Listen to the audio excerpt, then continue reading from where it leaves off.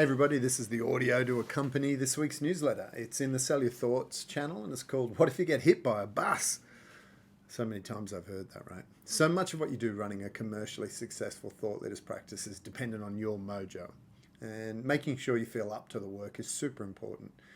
And while this is often seen as a point of failure by business advisors, we think it's a benefit. In software language, it's a feature in the system, not a bug in the software. So advisors will often say to practice operators that you need to get your name off the door. No, you need to watch out that the business is not reliant on you. And what will you do if you get hit by a bus? Thus the name of this newsletter. And while I understand why they might say this, you're never planning on selling a practice built around your name and reputation. And if you run it correctly, you're drawing 70% or more of your turnover as take home. So no need to ever sell it. You're doing just fine. A practice is not a business, regardless of the point of view of your business advisors. Okay, so what's the answer to each of these well-meaning bad bits of advice? Well, in answer to you need to get your name off the door, don't hide behind some XYZ consulting business name when it's really just you.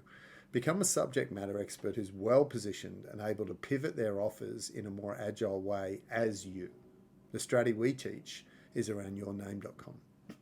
What about you need to watch out that the business is not reliant on you? A practice is totally reliant on you. We want you to be in such demand that there's a wait list for your time. Imagine that you're a world-class neurosurgeon with a backlist of people you can help. Shift the game from volume, outbound sales and marketing that drives business, and rather become an order taker who picks and chooses the work they want to do. Finally, you need to stay healthy and safe. And in the early days, you're going to make sure you have enough life insurance to cover your investments. You need a good legal will with all your powers of attorney in place. Health insurance needs to be there and at least 3 months operating costs in your bank account.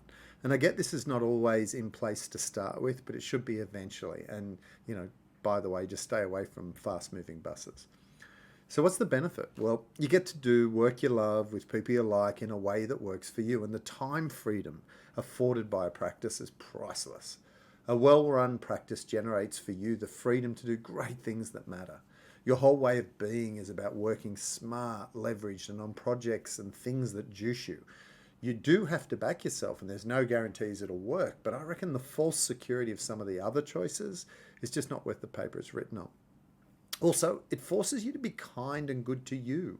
You can't drag yourself through sleepless nights, working weekends, and then face up to the creative delivery that a practice demands. You have to be full of self-care, extreme self-care. I love that my practice asks that of me so that I can do the work it demands. I need to be well-read, well-rested, and in good shape. I need to be in a state of open, loving awareness to run $1 million practice. Anything less makes it unsustainable. How good is that? I wish that for you too.